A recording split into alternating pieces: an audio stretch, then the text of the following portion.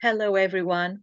We wholeheartedly welcome you all, esteemed delegates and friends, to yet another curated live session of Panorama International Literature Festival, the signature program of the Writers' Capital International Foundation. Water, oozing out from the rocks of eternity, begins its journey as a gentle stream, meandering through the landscapes of existence.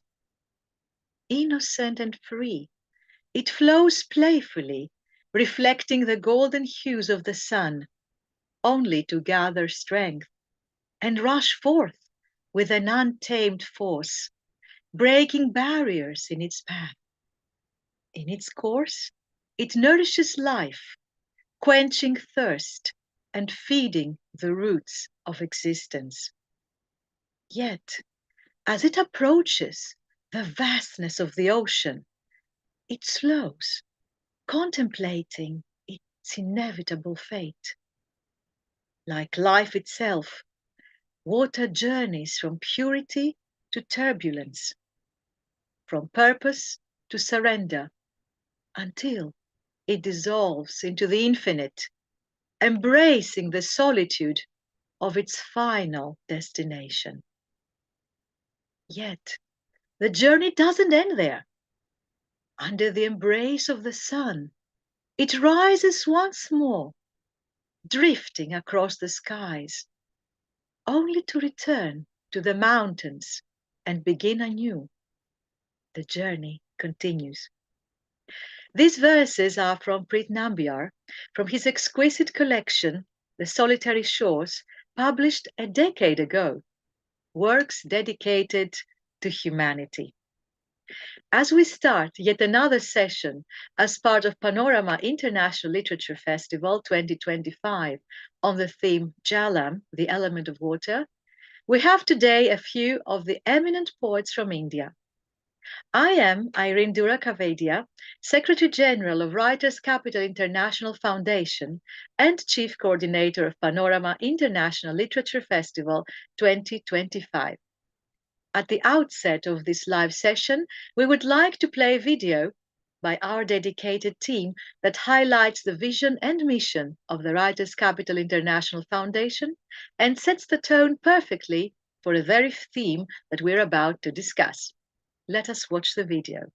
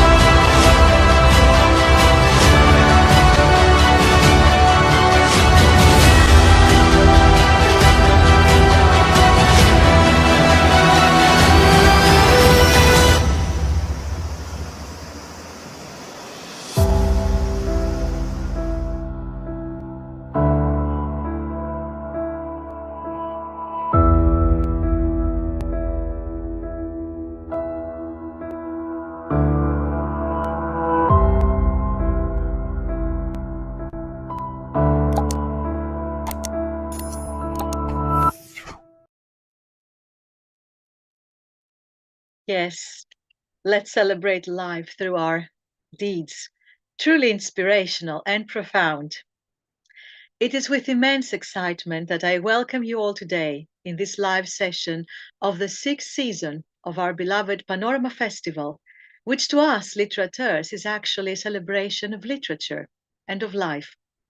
As we in Writers' Capital bridge cultures and unite nations, we have joined all together in the realm where life meets literature and vice versa. At this point, I have the pleasure to deliver to you, as always, the heartfelt congratulations and the best wishes from our Honorable Founder President and CEO of the Writers' Capital Foundation and Panorama Festival's Chairman, Poet, Author, Educationist and Ardent Humanitarian, Preet Nambiar. He is the mastermind behind the vision of the Foundation's program, as well as the highly inspirational theme of it, which hundreds of writers across the world have been able to delve into. This season, The Drop of Life, or the classic element of water, like our previous season's theme, the spark, or the element of fire, is also closely related to the impact of global warming and its shortage.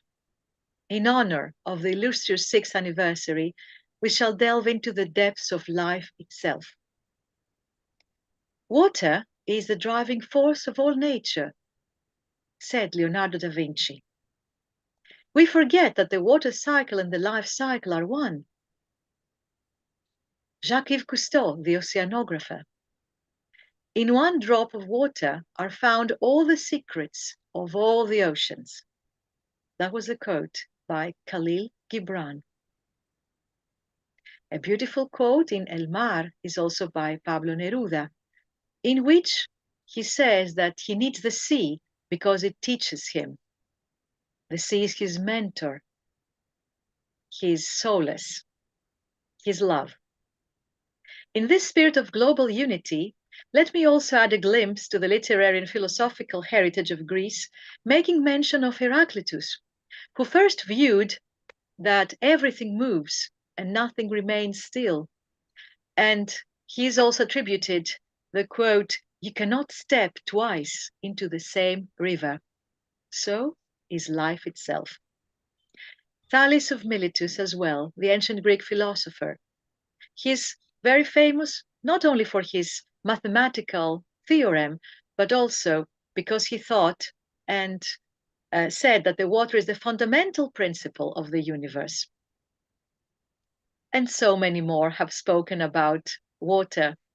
Undeniably, its significance is profound in our lives. Distinguished guests, esteemed writers, and cherished friends, it's with great joy and profound respect that we welcome you all to yet another live curated session of the Panorama Festival, a celebration of literature, culture, and the boundless power of words to unite humanity. The Writers' Capital International Foundation upholds the belief that literature is a bridge between us, a flowing river of wisdom that binds us together in a shared vision of peace, understanding, and artistic excellence. Today's unique live session is dedicated to some of the most prominent contemporary writers from India and will be curated by our dear friend, Kala Ramesh. Dear Kala, the dais to you.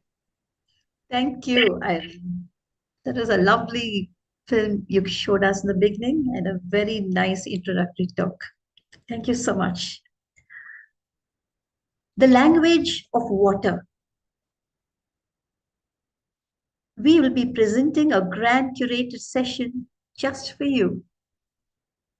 A million thanks to Preet Nambiar, the founder and president of the Panorama International Literature Festival and the Writers' Capital Foundation, and to his entire team. The Zen master, Roken, was walking on the beach. A storm had just blown over. Hundreds of starfish had been washed up by the waves. They were beginning to die in the sharp sunlight. Roken picked up a starfish one by one, and threw them back into the sea. A fisherman who had been observing Roken came up to him. Why do you do this? Every time there's a storm, this happens. You can't save them all. So, what difference does your attempt make? It will make a difference. To this one, replied Roken as he flung yet another starfish into the water. We need more and more such gatherings to preserve poetry and all that it stands for. So, thank you, Preet, for this lovely event. And it's been going on for 1.5 months. Thanks a lot for this. The theme for this year is Jalam, water. And our poets, Arundhathi Subramaniam from India and USA, C.X. Turner, UK, Firdaus Parvez from India, Anita Nahal from USA, Shalini Pattabhiraman from Scotland, Vidya Shankar from India, and Kala Ramesh, yours truly, from India. The icing on the cake will be a review of the poems read by none other than Billy D., the former poet laureate of the US National Library Service. Thank you, Billy, for being with us today. Arundhathi Subramaniam. Arundhathi Subramaniam is a leading Indian poet and author of 14 books of poetry and prose. Her most recent work includes the Penguin Anthology of Female Mystic Poetry, Wild Woman, and the prose work, Women Who Wear Only Themselves. A recipient of the Sahitya Academy Award for Poetry 2020 and shortlisted for the T.S. Eliot Prize for Poetry 2015, her other awards include the Mahakavi Kanhaiyalal Sethia Award for Poetry, the inaugural Kushwant Singh Poetry Prize, and many more. She divides her time between Mumbai, Chennai, and New York. Over to you, Arundhathi. Thank you. Thank you, Kala. And I just want to say how wonderful it is to be here with fellow practitioners, fellow lovers of poetry. And I'm going to read a single poem today, just to kickstart things. I thought I'd read a poem from my most recent collection, the one that was published a few years ago. It's called Love Without a Story, and the poem is about that absolutely matchless experience, I don't know how many of you have had it, of actually being confronted by a Bombay monsoon. It is one of those awe-inspiring experiences. And it starts with thinking about all the various allusions one can think of, Kalidasa's plays, Bollywood movies, all the images that come to mind with the monsoon. But then comes the actual naked wire confrontation with the monsoon clouds themselves, which is how the poem closes. A first monsoon again. Bombay, July 2016. At first, it's nostalgia. A downpour of kisses under a weeping umbrella, a euphoria of Gul Mohar, an eternity of Adrak Chai. Every moment the memory of a previous one, when the skies were crazier, love purer, life simpler. When the heart was Malabar, the spirit Arabian, desire Coromandel, laughter, more Gene Kelly. And words like Barish and Marais were headier, truer. The first rains are always this plagiarism of yearning, every moment an echo of another. The thunder, the roar of an outlawed god, whose hair is a foaming green river through which seahorse and carp dart drunkenly around a crescent moon. And every dark cloud, a courier from a classical past, and longing, a rising fever of loam and thirst for a man whose voice is blue ash and oatmeal and wetness. It takes a long time to arrive at this Tuesday at 11ness, when we open our windows to the outrage, the impossible nowness, the gasp, the suck in the chest, the raving psychosis, the brazen never-beforeness, and say the word. Our voices are light with unguarded wonder and a kind of pristine terror. Monsoon. Thank you. Oh, lovely. I thought you're going to read one more. Please do. The reason I don't want to read it, Kala, is it's not related to water at all. So it doesn't feel right to me. No, it doesn't matter, I thought. It doesn't. It's a beautiful poem. I think our listeners would love to listen to it. Well, then, Kala, this is for you. Okay. It's a mother poem. It's a mother poem, and perhaps mothers can be seen as the groundwater of our lives. So maybe this counts. When landscape becomes woman. I was 8 when I looked through a keyhole and saw my mother in the drawing room in her hibiscus silk sari, her fingers slender around a glass of iced cola.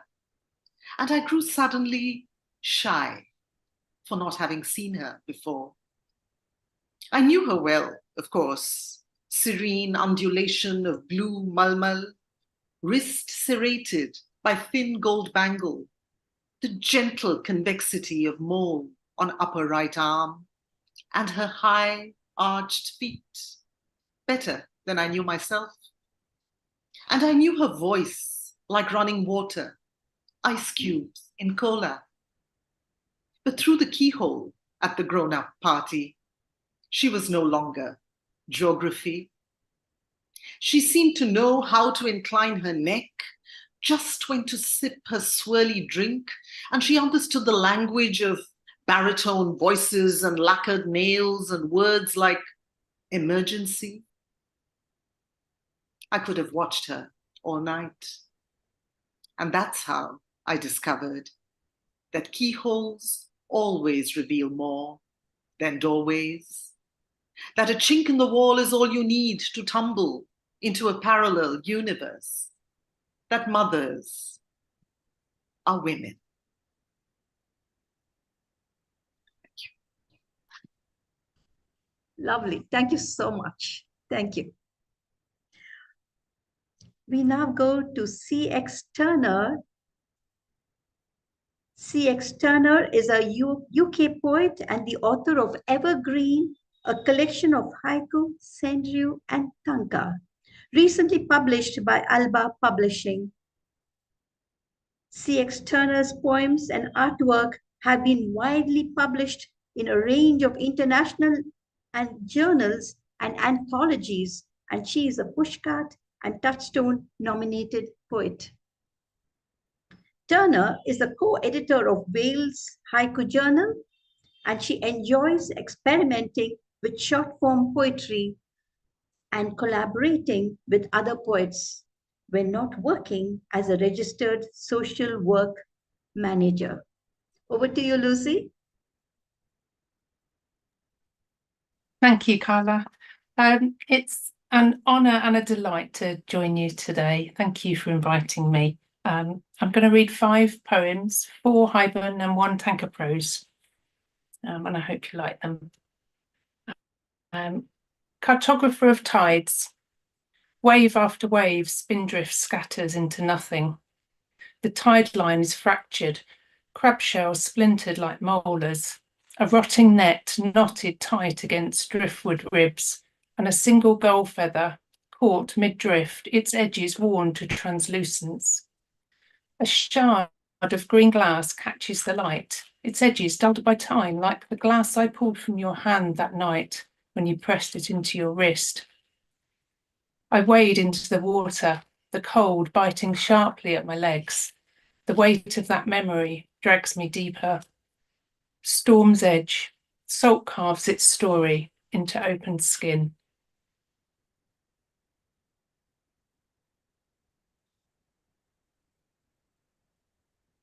Tangled reverie. Pulsing rain, the slow creep of winter in unlit rooms. In the ink-drenched dusk of a countryside graveyard, I step carefully, mindful of disturbing the dead, though the brittle crack of a snail shell betrays me. Fatigue blurs my senses. I trace the trees' hollowed knots as if the land itself is bruised and tired. By an old water station, a wind chime shivers in the breeze, its faint notes my only guide. The ancient church looms ahead, cloaked in ivy, forgotten but steadfast. Nearby, snowdrops glisten in the dew. I resist picking them and instead brushing away moss to uncover a gravestone, my beloved. Nettles climb, some memories remain, tarnished green.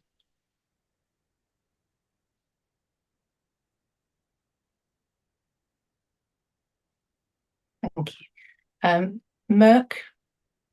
In the estuary's brackish waters, green shadows coil and unfurl like smoke.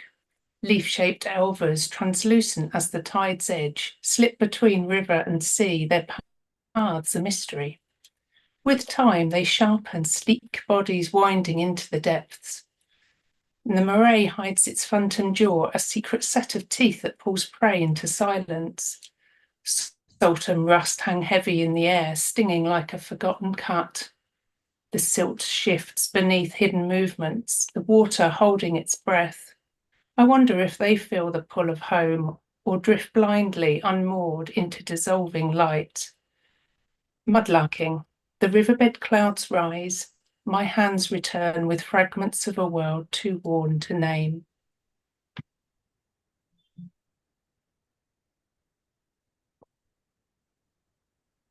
Thank you. Treatment. Outside your window, the slight sway of beach. I give my cheese and pickle sandwich to the middle-aged man sitting on a bench watching the traffic. He is dressed in the most colourful waistcoat and looks even more tired than I feel.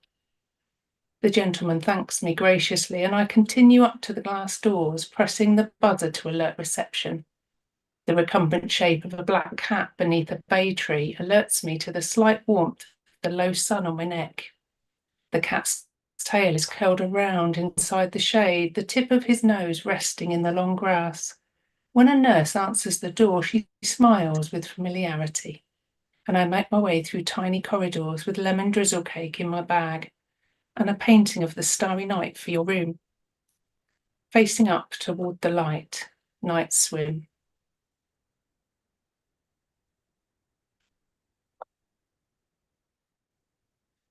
And my last one is called The Island. When I was 20, I bought myself a set of tiny green and purple and Guatemalan worry dolls from a craft fair. I took them home and they lived in a cloth-covered matchbox in my bedside drawer. I would imagine these little figures absorbing the worries as they lay under my pillow at night. Before going to sleep, I would tell them about my recurring nightmare of being chased, about how I never knew what to do with my hair, how I didn't think I was coping very well, living alone. Black skies, what's left of a seabird, washes ashore. Lovely, lovely, Lucy. Thank you so much. Thank you. We now go to Firdaus Parvez. Firdaus Parvez is a writer, poet, and editor based in Aligarh. Her literary journey began in 2014 with an appreciation for three-line poetry, which led her to explore flash fiction. Her short stories and poems appear in international journals and anthologies, both online and in print. An admirer of Japanese poetry, she enjoys writing haibun and tanka prose, favoring tanka. She is an associate editor at haikuKATHA, a Triveni Haikai India journal, where she continues to contribute to the evolving landscape of contemporary Haikai literature. Over to you, Firdaus. Hello, everyone. Can you hear me? Thank you for having me, Kala and the foundations. Thank you so much. It's going to be a very hard act to follow. Two very good poets just read before me. I have all the butterflies in the world inside my tummy right now. Um, so I'm going to read five haibun, which are very, very short. Uh, I'm going to take my time. Okay. All right. This one is it's titled Days of the Mermaids. They come to me with the ocean waves at the foot of my bathtub, cascading in like little ideas that then grow and bloom into swishing tails and dark flowing hair. Their baby faces somber as they glance over their shoulders at me, as though afraid I'll lose focus and they might dissipate with the soap suds. But I've raised them with the yellow rubber duck of my stillborn. Ebbing tide, only the chipped coral reds of my toenails. The second one is called, this is the Tanka prose. It is called The Art of Extinction. I fold the square sheet of paper diagonally, pressing in the crease with my thumbnail. This is my first attempt at making a swan. Following the instructions on the origami YouTube video, I must have missed a step because the bird-like thing in my hand has its head facing the wrong way. The paper is too wilted to start over again, so I put it aside, deciding it's a dead swan. Nothing stirs on the swamp water. For miles, an expanse of dirty green and patterns of white plastic.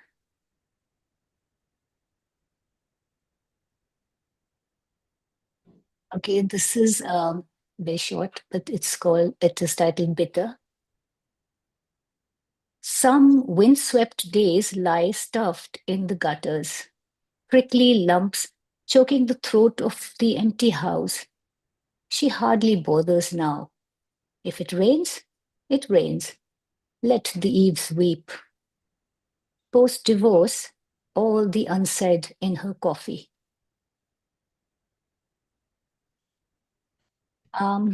This is called Endings. There's nothing beautiful about pigeons fluttering in the fiber dome of a hospital. But they do promise that there's a world outside, away from the smell of pain. How much harder can life be from here? After the storm, still these shadows, still. Daddy, now only a word. Monsoon rain.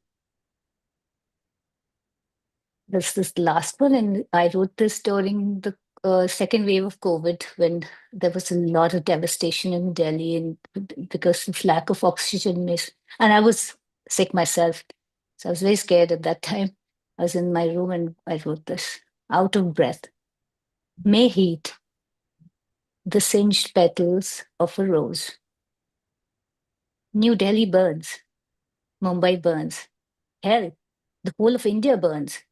Smoke from pyres choke lungs as one waits to find a spot for another loved one. The stench of death is heavy in the air. Sorry, no oxygen. Memory foam, curve of a head, still on the pillow. Thank you. That's all. Over to you, Kala. Lovely. Thank you so much. Thank you so much. Thank you so much. We now move on to Anita Nahal.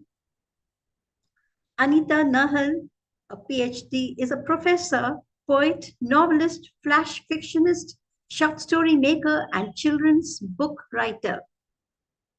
Finalist, Tagore Literary Prize 2023 for her poetry book, Kisses at the Espresso Bar, Kelsey 22, and nominated twice for the Pushcart Prize 22-23. Anita won the Nissim Prize for Excellence in Literature for her poetry prose novel, Drenched Thoughts in 2024. Her third poetry collection, What's Wrong with Us, Kali Woman, Kelsey 21, is mandatory reading at Utrecht University. Anita teaches at the university in Washington, D.C. Over to you, Anita. Thank you, Kala, and thank you to the Writers Capital Foundation, the Panorama Festival, for inviting me to be here. I really enjoyed listening to everyone who came before me, beautiful poetry, and I look forward to the ones who will come after me. So I will read 3 poems. In the first one, it's a prose poem where water is looked upon as an agency of commodification, between the rich and the poor. Remember Slumdog Millionaire? That's just a movie. There is something infuriating in a group of nobles attempting peace for those who don't have food or water or clothes or a roof or a covered toilet. Aristocrats scoff at those reeking, pinching their noses, tossing fitted shoes into a bonfire of the indulgent. They keep rambling, advancing. Have-nots look hungrily at leftovers, wipe nose grunges off, stand static for hours, and leave their one set of clothing out every night, hoping it might rain. The whims of the haves, the needs of the have-nots. No just thoughts merging at the confluence of the Alaknanda and the Bhagirathi, or the Ohio and the Mississippi. Different strokes for different folks. The snake is flushed, 1/4 of the moon is a bride, the veil is polka-dotted, my chair is regal, I sewed my own gown, I see Harriet Tubman, and others singing coded spirituals, and felled trees float upstream, Mercury is a fire burning in frozen Jupiter. And then the solitary dove in the harem of the haves is cuddled, petted, passed from one perfumed bosom to another before they decide to let it fly, let it be free. Other unalike birds watch intently as peace is a name given to one of their step kind. Any bird can be eaten on costly chinaware with a fuddy-duddy sprinkle of seasoning. The second poem is about water being an agency of self-reflection after intimate, close moments. It's called Perhaps Love, No Stupid. Straight and proud, a stallion horse on the prowl, an arched inviting back, like a crescent moon on the hunt for the other half. His dark side reflected in my doubts, and his dreadlocks hid the mysteries of the lunatic full moon.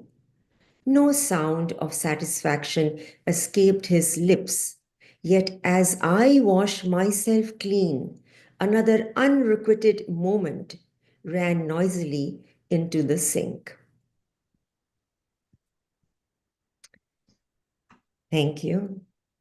And the third poem is also a prose poem which looks upon water as an agency of cleansing.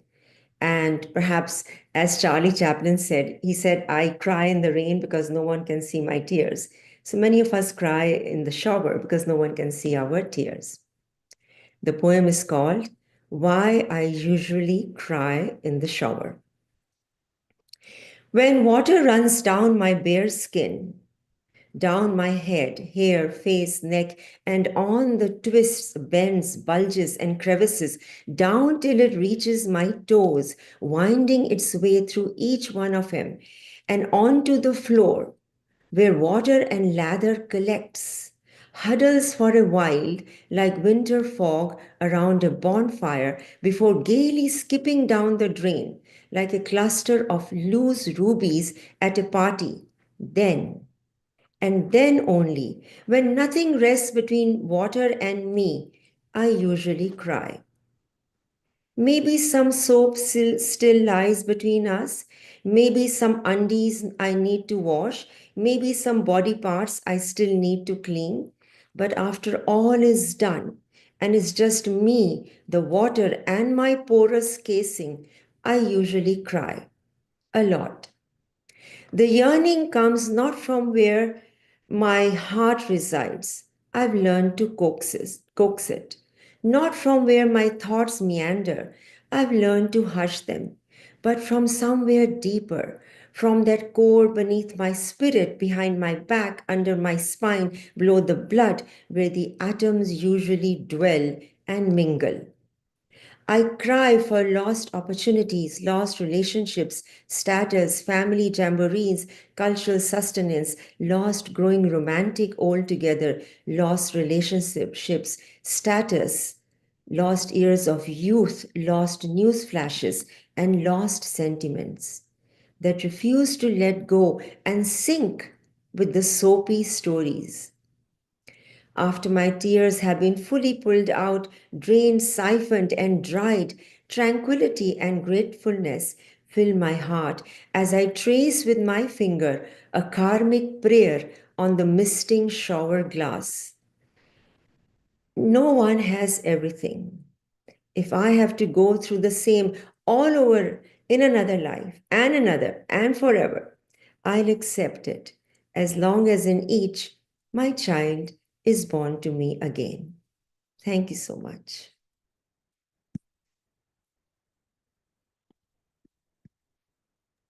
So thank you so much, Anita. That is lovely. We now go on to Shalini Pattabhiraman. Shalini Pattabhiraman is based in rural Scotland. Her writing explores the liminal space between presence, absence, loss, and displacement. Her recent work can be found in the Dark Mountain Project, The Hopper, Contemporary Haibun Online, Navi Forms, and elsewhere. She serves as an associate editor for haikuKATHA and co-moderator for the Haibun Gallery. She's a member of the Death Rights Network, the Quarantine Train, and a DFA candidate from the University of Glasgow. Over to you, Shalini. Thank you very much for this invite and for this opportunity to present my work. I'm really pleased to be here amongst such celebrated writers. I'll be presenting a few haibun, very short ones. But before I start off, I wanted to read a few lines from the first Water is Body by Natalie Diaz. The word for drought is different across many languages and lands. The ache of thirst, though, translates to all bodies along the same paths: the tongue, the throat, the kidneys. No matter what language you speak, no matter the color of your skin, we carry the river, its body of water, in our body. So the haibun that I'll be presenting will work on themes related to water and especially the lack of water in some cases. In its absence, We are building with sand, a city once wet with rain. Monochrome prints recall clouds that are now rare. Each day we dig deeper, make a reservoir of our hands, collect what is given. Occasionally, we hold its clean, clear shape, drink from memory. There's only so much a body can take home today. Later, scales will be brought out. The well is already deep. We dig into the night, listening for the aching gurgle. Breathe, heave, dig. An eagle's swoop, the unending curve of a dry coastline. An eagle's swoop, the unending curve of a dry coastline.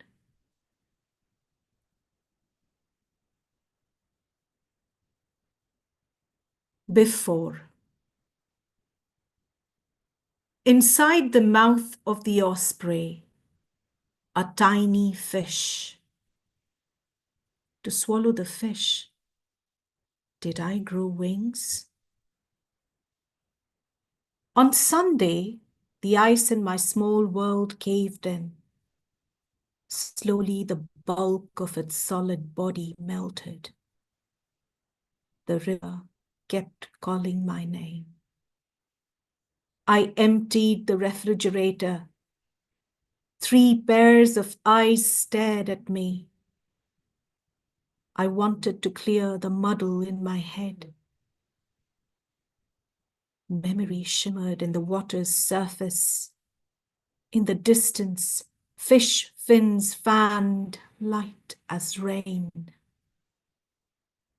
I ran the back of the knife from its tail to head, lifting off the scales as each pulled out of the body, peeling away from skin.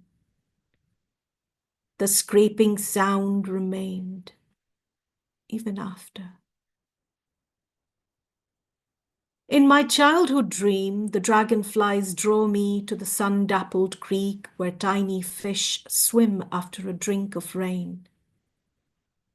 These days, the fish have been swallowed by my hunger, although I clearly remember leaving the hooks in a box, the box buried under the earth. Still water, the low call of a saris in the air. Still water, the low call of a saris in the air.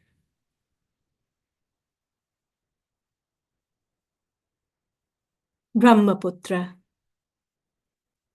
I swallow this color, my arms awash with the sound of rain, and rust slowly colors the house I carry into the red earth of this place.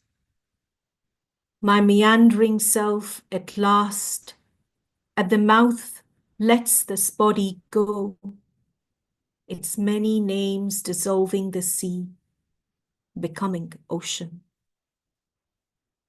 Furrowed land, the ravens rising at dawn. Furrowed land, the ravens rising at dawn. This is the last one. It's called Out of Axis. In my dream, the daughter I longed for is playing the violin. Her strain holds the violence of a beginner wrestling with strings and bow. Her heart doesn't know what it means to listen yet. Spring. A feather falls into stillness. Spring. A feather falls into stillness. The hook sinks. The line becomes heavy with weight. Somewhere a door falls off the hinges. Bang! The sound carries itself into the pond. Ripples spread. Thank you. Lovely, lovely. Shalini, thank you so much. We move on to Vidya Shankar. Vidya Shankar, Associate Editor for haikuKATHA Journal, host for the Haibun Gallery in Triveni, Haikai, India, author of 2 poetry books and editor of 5 books is an ELT in Chennai. Her work has appeared in the Yearbook of Indian Poetry in English the last 4 years and other prestigious anthologies. Featured in a unique coffee table book on 50 inspiring women of Chennai, Vidya finds meaning to her life through yoga and mandalas. Over to you, Vidya. Thank you, Kala, and thank you, Writers Capital Foundation, for this honor. And thank you, fellow poets. I hope I am able to do justice to what I've written. I'm going to read 4 Haibun today. The first one, Fairy Tale. I fix my camera on the tripod, check the lights, and call out to her. There's irritation in my voice. She wants me to make a video of her reading her poem. It's something I love doing for her, but today I don't feel like it. She ate the last piece of chocolate without sharing it with me. It's not that I'm fond of chocolates. It just was the last piece. Gathering clouds, the first hint of petrichor. Gathering clouds, the first hint of petrichor. She positions herself on the sofa, holding a poetry book between the fingers of her left hand. The pink of her smile twinkles in her eyes. She has not braided her hair like she usually does, but has let it fall to one side of her face. Her long, black, abundant tresses cascading all the way down ripple gently when she moves her head. Summer rain, the casual folds of paper boats. Summer rain, the casual folds of paper boats. After the recording, we sit shoulder to shoulder on the sofa to watch the finished video. I take her hand in mine, snuggle my face in her tresses, and whisper in her ear. I'm falling in love with you all over again. I'm falling in love with you all over again. A couple of years later, she would give up the length of her hair when I would be diagnosed with cancer. And there would be a time later in the journey when we would sit like this, shoulder to shoulder on the sofa, my hand in hers. I would snuggle my scarred, pinched face in her hair, gray now, and whisper in her ear, I don't want to go. I don't want to go. Tula Varsham, after the torrent, endless silence. Tula Varsham, after the torrent, endless silence.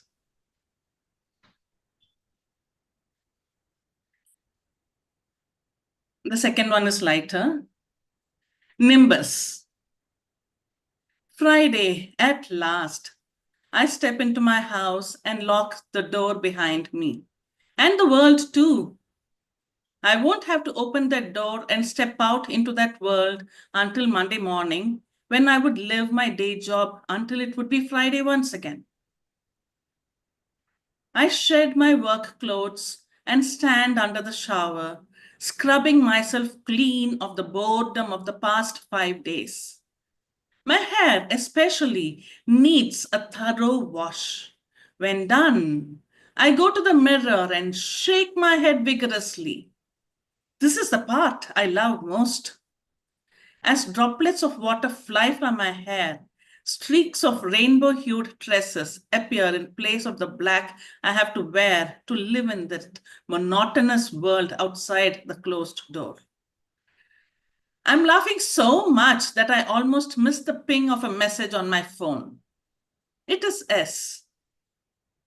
Are you ready? 15 minutes later, I am on my broom. Scent of spring, unicorn graze among the stars. Scent of spring, unicorns graze among the stars. The third one, open window. The train pulls into Chennai Central Station onto a platform swathed in sunlight. With our 2-week holiday in Kerala completely washed out by rain, the warmth of Chennai sun on our skins is just what we need. In a couple of days, we might join the multitude cribbing about the heat. Sambaram on the square coaster, a round stain.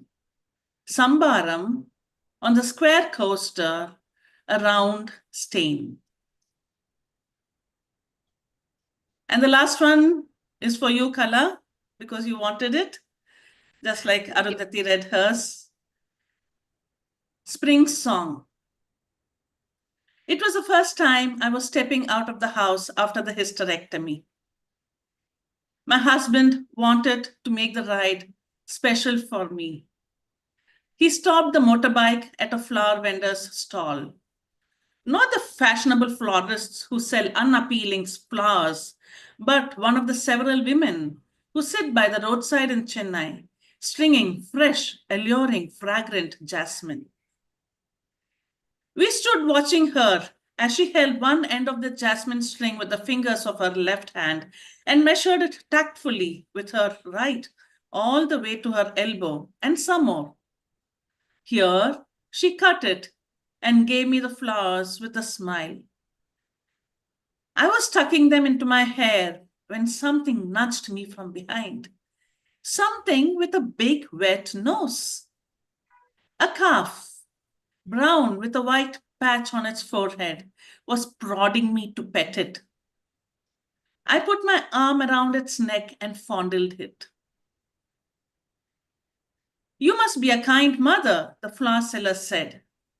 Animals, especially young ones, know a mother's kindness by instinct. I smiled. Mine was a womb that had brought forth no offspring. Mine was a womb that had brought forth no offspring. Dormant plant, I see a speck of green. Dormant plant, I see a speck of green.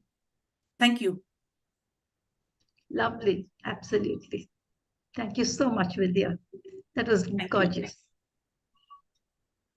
The last poet here is myself. So here I go. Arranged marriages. Arranged marriages. This summer, villages in Chennai went dry, leaving millions thirsty. Dry wells and bore wells go deeper to find that missing elixir of life, water. Colorful saris, glass and gold bangles, dwarfed by multicolored plastic pots on muddy streets with dried up water tanks, were a common sight. By 2 p.m., people line up their colorful plastic pots in long serpentine queues and wait for the government water vehicles to arrive. Afternoon heat. Women lap up spicy gossip steaming hot. Afternoon heat. Women lap up spicy gossip steaming hot. Soon tea shops open and men assemble straight from work. There is talk of government, politics, sports, and regional movies of Aishwarya Rai, Sania Mirza, and A.R. Rahman. A.R. Rahman's Bombay Dreams, a runaway success in distant London. Grandparents, finding their homes too quiet, start walking towards these get-togethers. People know each other by their first names. They exchange problems for problems and recipes for jokes. Conspiracy. Mums busy knitting their wards in wedlock. Conspiracy. Mums busy knitting their wards in wedlock. The second poem, Seeking the Truth. I hug Amma. Her back has been hurting her. She smiles through pain, and that is obvious, like the red brick wall, now parched of rain, cracking under the Chennai summer. My mother has always said that she would love to grow old gracefully. I was young when I used to hear her say that and allowed it to pass from one year to the other. But now I ponder, does it mean dyeing one's hair and seeming young and energetic with a facelift that smoothens the ravages of time? Or would it mean going with the flow, aging like the stars in the sky, accepting that helping hand and holding on to the rails when climbing up the stairs? The huge bronze bell rings in autumn's depth. Hill Temple. The huge bronze bell rings in autumn's depth. Hill Temple. Thank you. This woman thing. Being the third daughter, I was still ignorant about menstruation. Not surprising in that age and time. I remember the day it was our summer vacation and I had just turned 12. My sisters and I were playing a game of carom. A sudden spurt of warm feeling. A sudden spurt of warm feeling. My blood from a womb I knew nothing about. A sudden spurt of warm feeling. My blood from a womb I knew nothing about.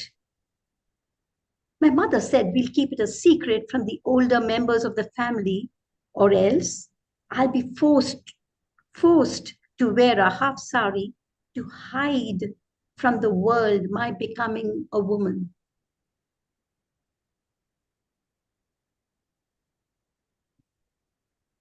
Thank you.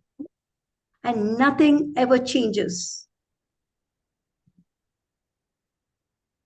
Hammering rain, if only the eye would dissolve. Hammering rain, if only the eye would dissolve. A Zen master is asked, how do you practice Zen? The master replies, when you're hungry, eat, and when you're tired, sleep. The student asks, isn't that what everyone does? The master replies, not at all. Most people entertain 1,000 desires when they eat and scheme 1,000 plans when they sleep. Mud-covered carcass, all that remains of an eagle's flight. Mud-covered carcass, all that remains of an eagle's flight. Thank you. I've always been fascinated by this question, who am I? A question that became synonymous with Bhagavan Ramana Maharshi's and his teachings. In this haiku, I've simply taken a Zen story, placed it between two haiku, which in their brevity hold the question, the problem, and the answer to this profound question, who am I? Thank you. We now go on to Billy D. Billy D is a former poet laureate of the US National Library Service.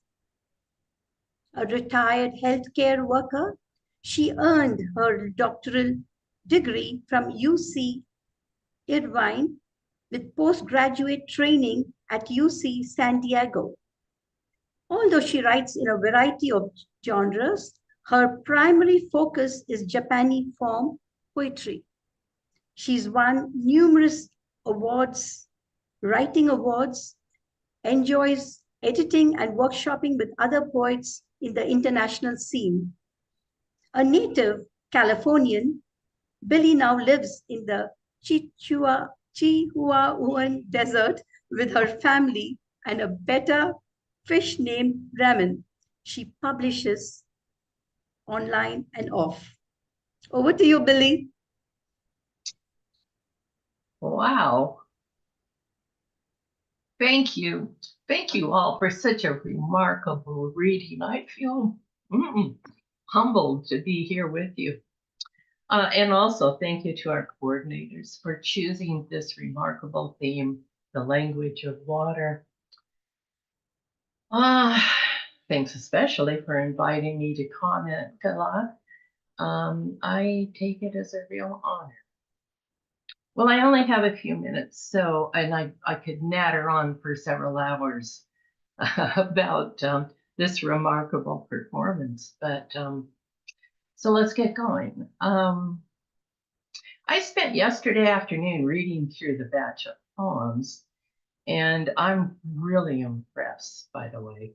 So I'm going to focus on what I picked up as I suppose the uniting qualities and devices in these poems, and that is that they are memorable.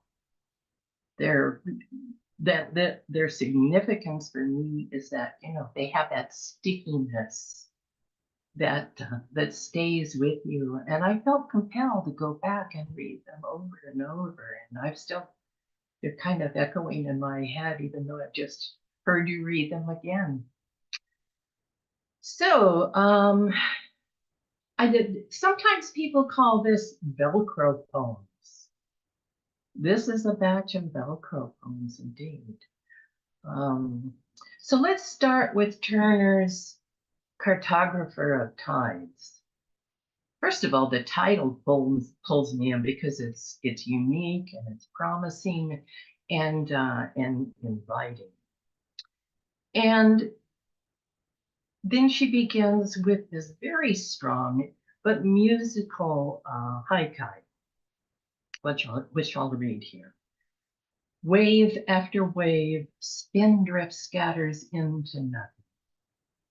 And then she continues on in her first paragraph of the narrative. She says, a rotting net knotted tight against driftwood ribs and a single gull feather caught mid-drift, its edges worn to translucence. Doesn't that just shimmer? It's lyrical, it's highly visual, and it's very cleverly echoes the word drift.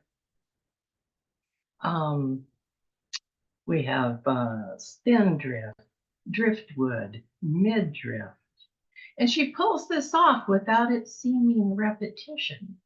Now that's craft. So there's a really good example of Velcro writing. Let's move on now to Parvas's set of 5 short haiku about, let's say, loss and survival. She writes about a stillborn child, the ruin of environment, a divorce, a funeral pyre, the suffering and pain of sick loved ones, and finally, that haunting COVID pandemic poem. And I would say, Virdas, you've mastered art of the lament.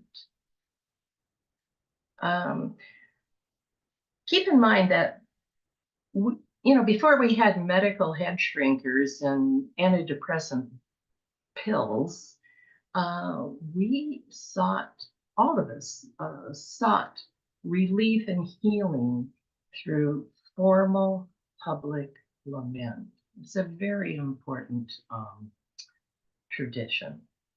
So I've picked out one key passage to illustrate the point from her poem titled Bitter, and that was the divorce poem.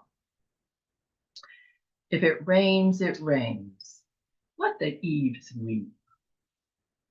Well, there's a bitterness there, but there's also a very deeply embedded level of grief. And I'm reminded of Isa's poem, but this is a poem we all know, but he wrote it after the death of his father. The world of dew is the world of dew, and yet, Velcro.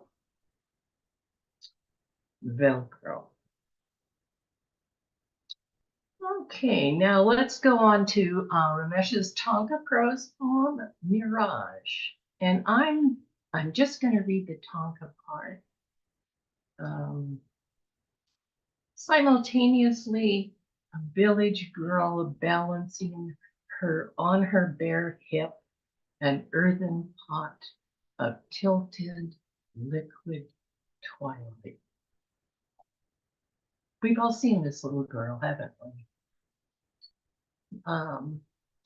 Again, this is highly crafted lyricism.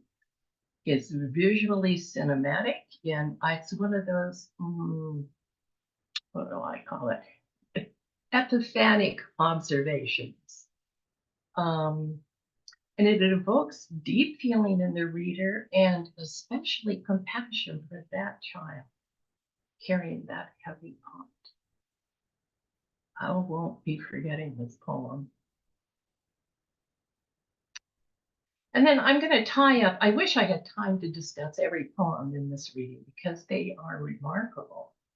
But I'm going to talk about Arundhathi's When Landscape Becomes Woman. And I'm so glad you decided to read this because it's quite a significant poem, at least for me.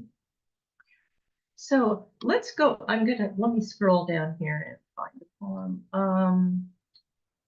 Well, first there's that luscious title, which again pulls you in, makes you want to say, yes, how does landscape become woman? And then here's the end. And that's how I discovered that keyholes always reveal more than doorways, that a chink in a wall is all you need to tumble into a parallel universe. Friends, this is an instruction manual for, again, what I'll call ecstatic observation, which is to narrow the scope of your attention. And whether it's through a keyhole or a chink in the wall or whatever, you want to focus on some sliver of reality, the detail, because that's where the reality lies. So in my mind, that's one of the most important tools that a writer can develop. And also, this fragment parallels a pretty frequently quoted passage. Excuse me, I'm balancing a dog on my lap.